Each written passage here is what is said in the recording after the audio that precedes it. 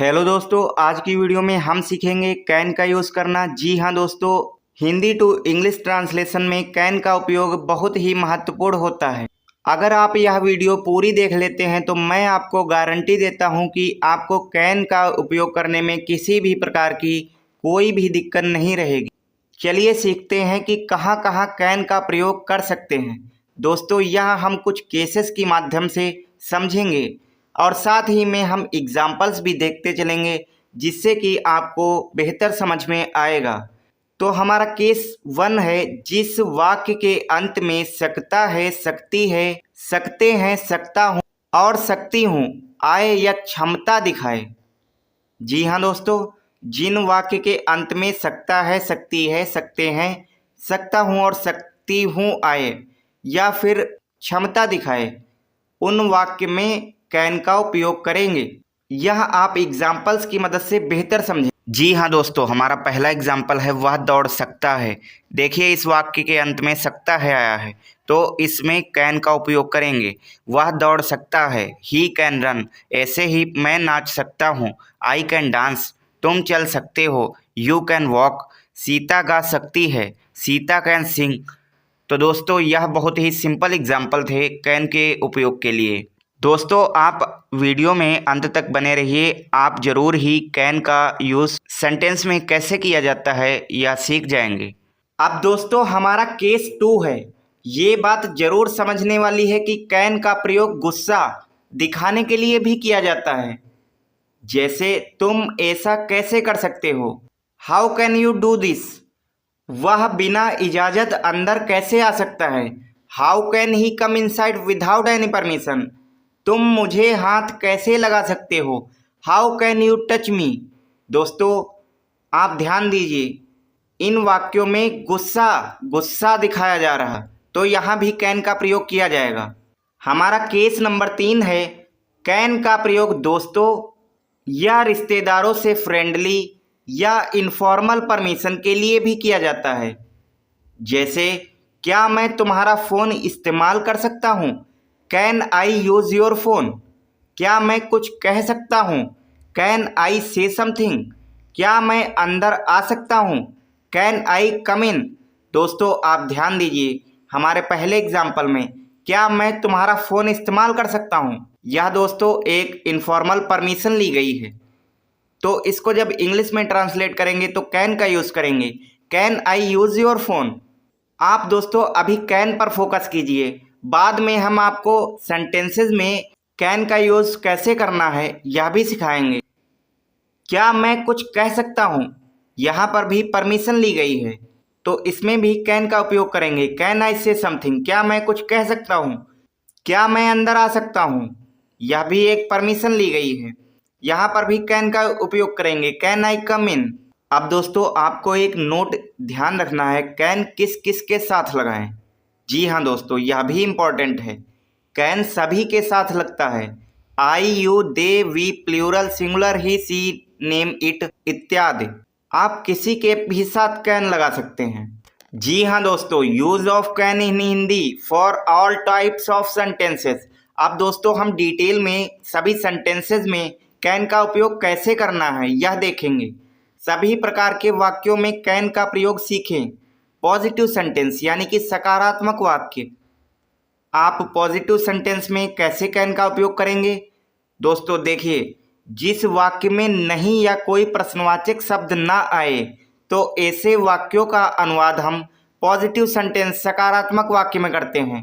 जी हाँ दोस्तों, गौर कीजिएगा, जिन वाक्य में नहीं या कोई प्रश्नवाचक शब्द ना आए, तो ऐसे वाक्यों का अनुवाद हम पॉजिटिव सेंटेंस यानी कि सकारात्मक वाक्य में करते हैं। जी हाँ दोस्तों, पॉजिटिव सेंटेंस में कैन का उपयोग करने के लिए फॉर्मूला होता है।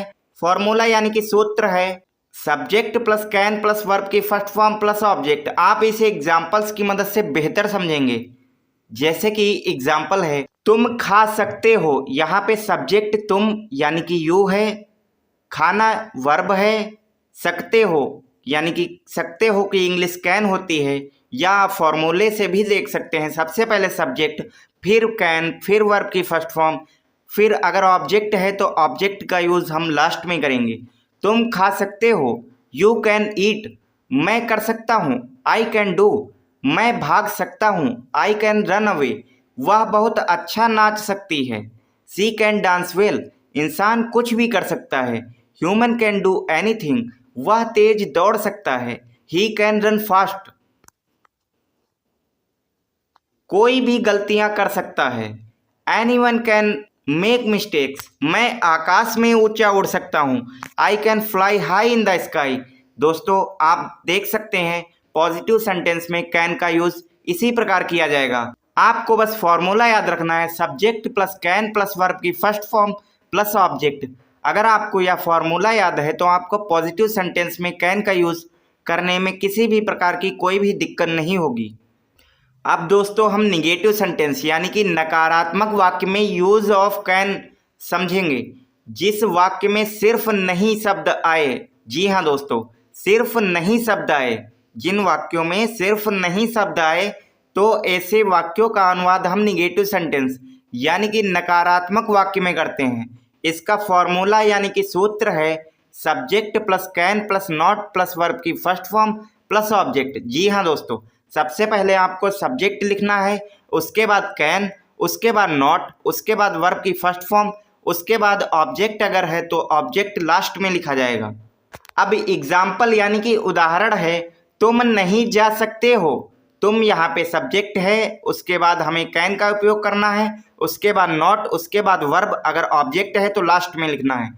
यहाँ पे तुम सब्जेक्ट है तो तुम सबसे पहले यू, तुमको इंग्लिश में यू कहते हैं, उसके बाद कैन का उपयोग, उसके बाद नॉट का उपयोग, उसके बाद वर्ब की फर्स्ट फॉर्म यानी कि इसमें वर्ब जाना है तो जाना की इंग्लिश गो होती है, इसमें ऑब्जेक्ट नहीं है तो इसमें तुम नहीं जा सकते हो, यू कैन नॉट गो। इसी प्रकार तुम मेरे कमरे में प्रवेश नहीं कर सकते हो, you can not enter my room, मैं आपकी भावनाएं नहीं समझ सकता हूँ, I can not understand your feelings, वह उसे नहीं समझा सकता है, he can not make him understand, मैं वहाँ नहीं खेल सकता हूँ, I can not play there, तुम हमारे साथ नहीं आ सकते हो, you can not come with us, वह हमें नहीं समझ सकता है, ही कैन नॉट अंडरस्टैंड अस। दोस्तों उम्मीद है आपको निगेटिव सेंटेंस यानी कि नकारात्मक वाक्य में कैन का उपयोग समझ में आ गया होगा।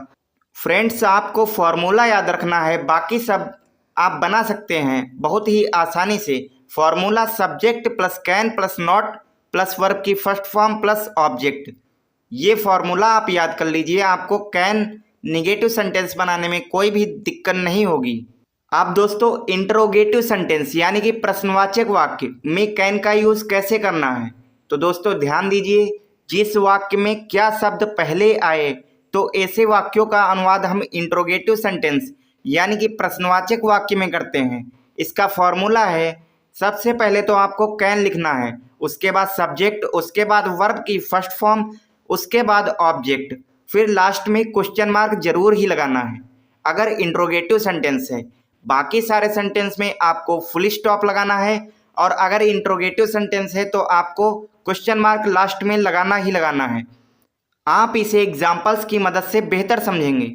जी हाँ दोस्तों, इंट्रोगेटिव सेंटेंस में कैन का उपयोग करने के लिए एग्जाम्पल्स हैं, जैसे कि पहला एग्जाम्पल है, क्या मैं तुम्हारे साथ पढ़ सकता हूँ। सबसे पहले आपको कैन का उपयोग करना है, तो कैन, उसके बाद सब्जेक्ट आई यानी कि मैं सब्जेक्ट है इसमें, उसके बाद वर्ब की फर्स्ट फॉर्म, वर्ब की फर्स्ट फॉर्म पढ़ना, यहाँ पे वर्ब है, पढ़ना को इंग्लिश में स्टडी कहते हैं। उसके बाद ऑब्जेक्ट, ऑब्जेक्ट यानी कि तुम्हारे साथ, विद यू, तो दोस्तों यह बन जाएगा, क्या मैं तुम्हारे साथ पढ़ सकता हूँ, can I study with you. इसी प्रकार क्या तुम 2 डिब्बे उठा सकते हो, कैन यू लिफ्ट 2 बॉक्सेस, क्या तुम मुझे ऊपर उठा सकते हो, can you lift me up, क्या तुम कंप्यूटर चला सकते हो, can you operate a computer, क्या तुम उसे चोरी करने का दोषी ठहरा सकते हो, can you accuse him of stealing, क्या तुम मेरी मदद कर सकते हो, कैन यू हेल्प मी, क्या वे वहाँ जल्दी पहुँच सकते हैं, कैन दे रीच देयर सून। दोस्तों यह था कैन का उपयोग इंट्रोगेटिव सेंटेंस में। आपको फॉर्मूला याद रखना है, सबसे पहले कैन, फिर सब्जेक्ट, फिर वर्ब, फिर ऑब्जेक्ट, फिर क्वेश्चन मार्क। दोस्तों उम्मीद करते हैं अब आप कैन का यूज़ करना समझ गए होंगे। मिलते हैं किसी और टॉपिक के साथ, तब तक के लिए थैंक यू।